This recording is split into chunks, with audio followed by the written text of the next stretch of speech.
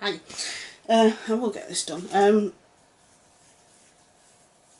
For those of you that live in the internet world like most of us do nowadays, you may or may not be aware that there has been 3 incidents, excuse me, with regards to live streaming of late.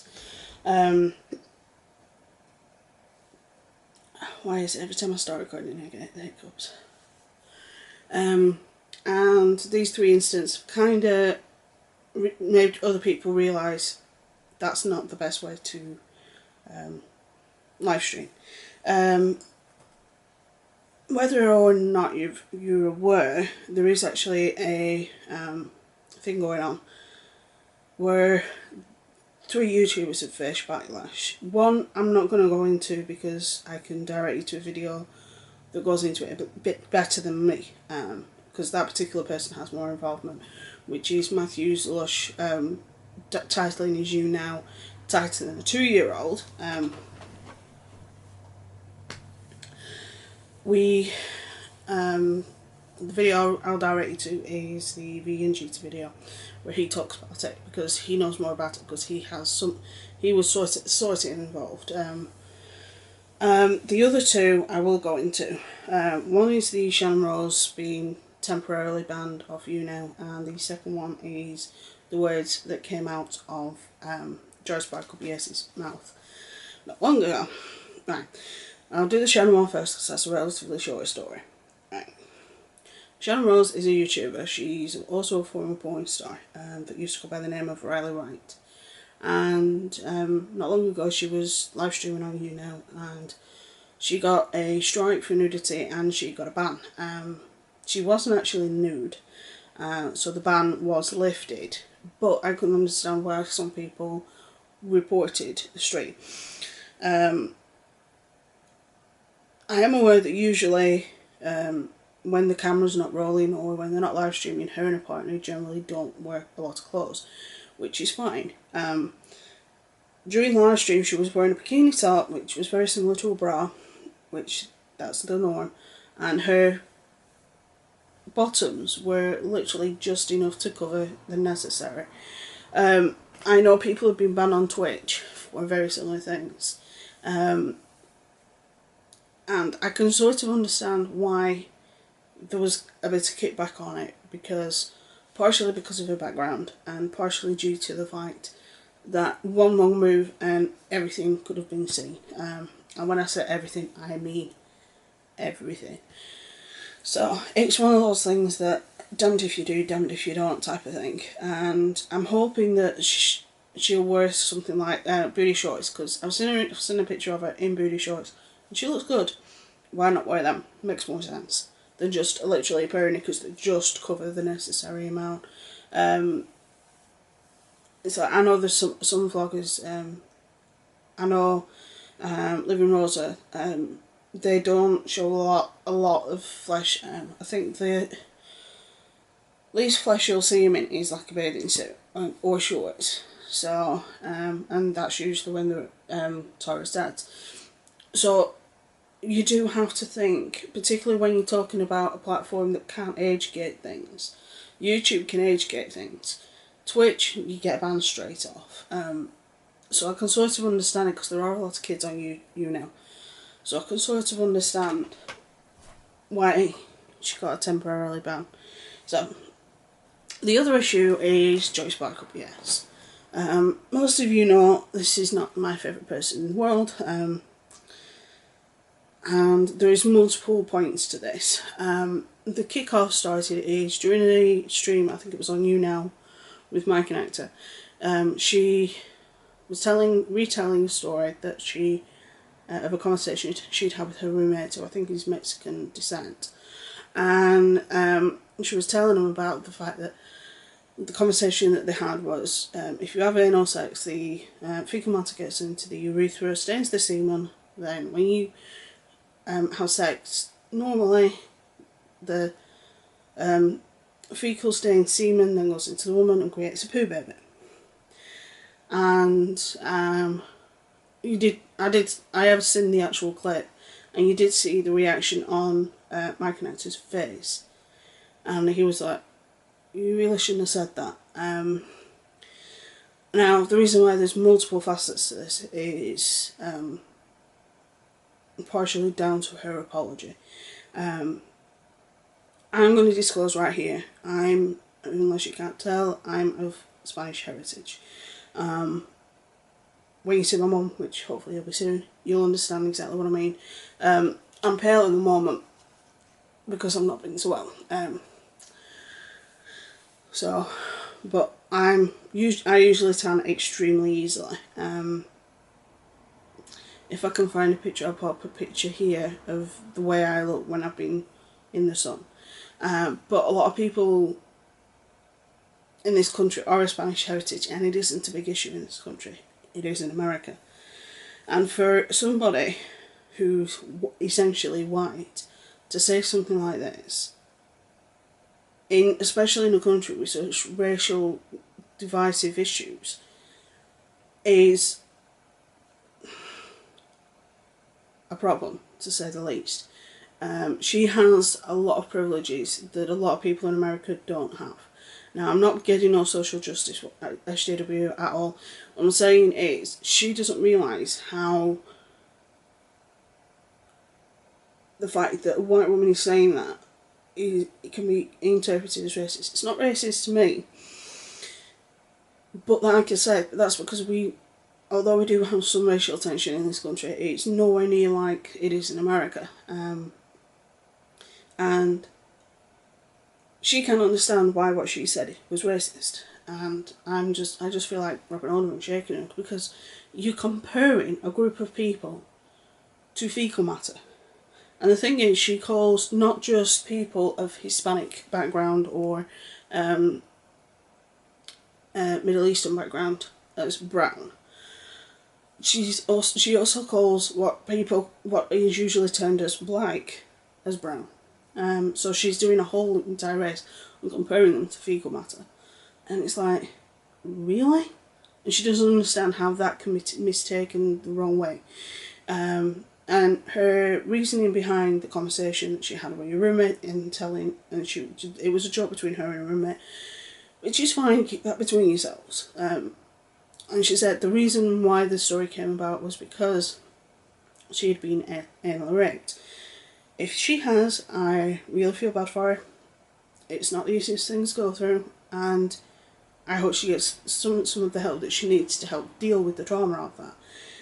However, one thing you do not do is joke about something like what she's joked about on a platform that has a reasonable amount of followers, and it doesn't sink into her head that people can say this another way than she meant it.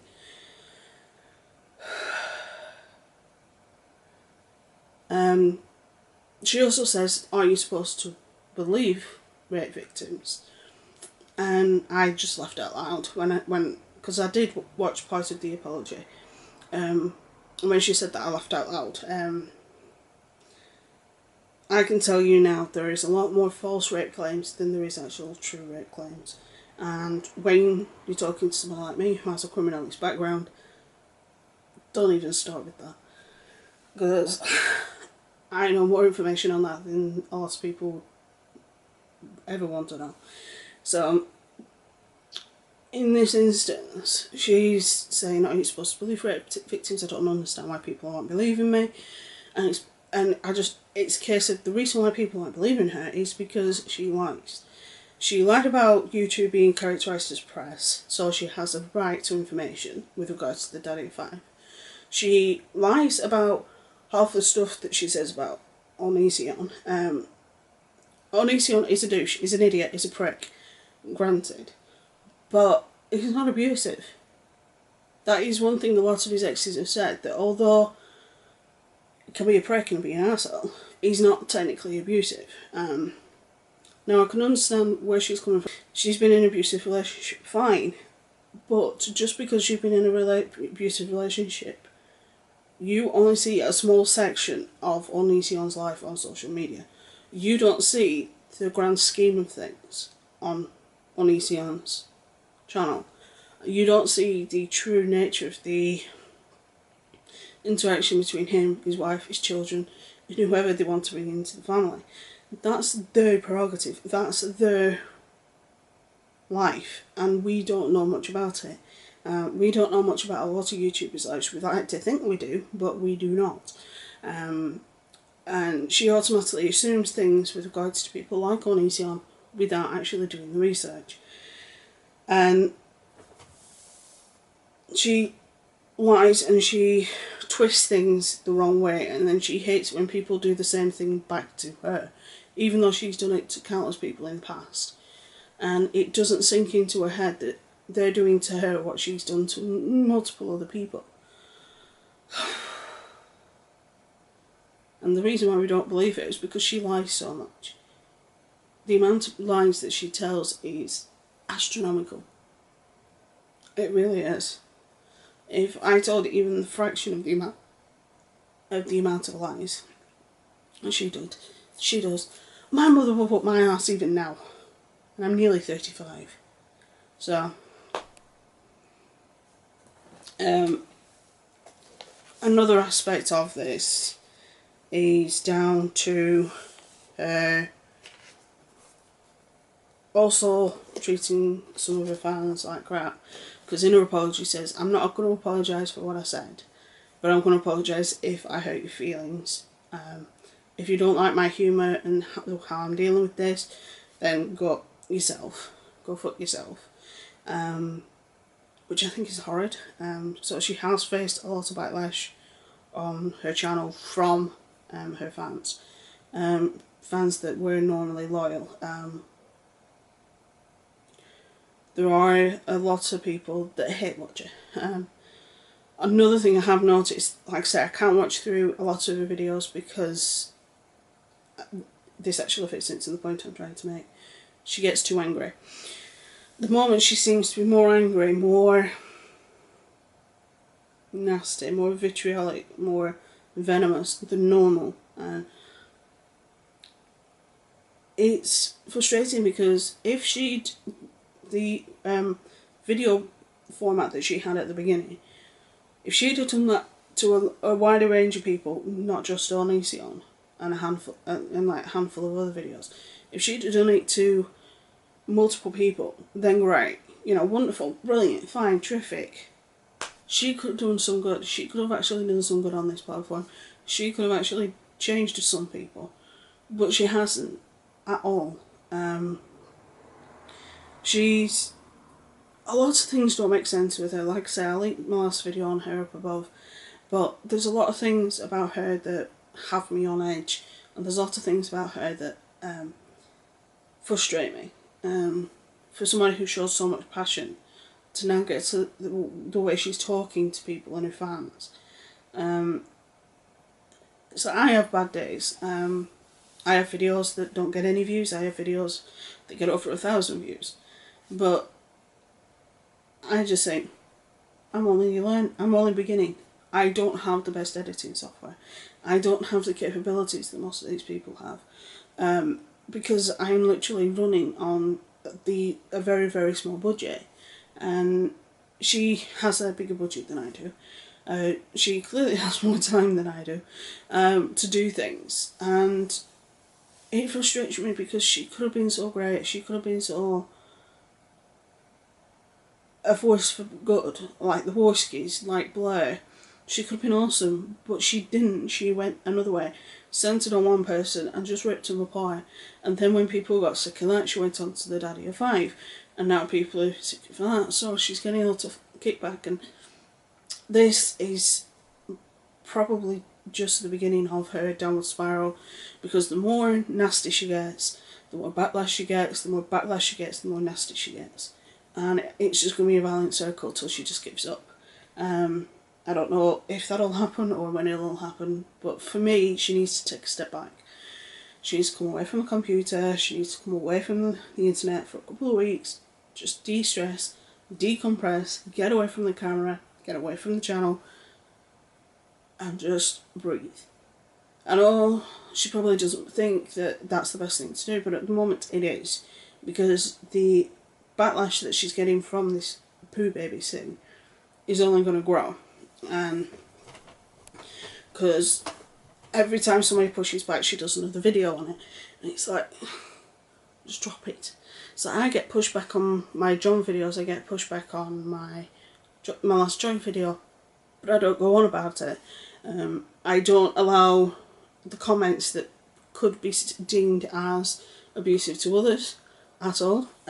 There is a reason behind that, and that's because I don't want my comment section to be a place where if you comment that you're going to get a mouthful of somebody. So those comments don't get accepted at all. It's literally deleted. But this is, I think this is just part of her downward spiral. She's getting too nasty, she's getting too, her words are too, I don't know, there's just something going on with her that is worrying from a social media perspective. So, but we have it to look, both Joy and Channon will learn, and Matthew Lush will learn from what he said. Even though he did call vegan tutor a pedophile. Anyway, so, with that being said, stay safe, be good, and I'll see you tomorrow with the husband.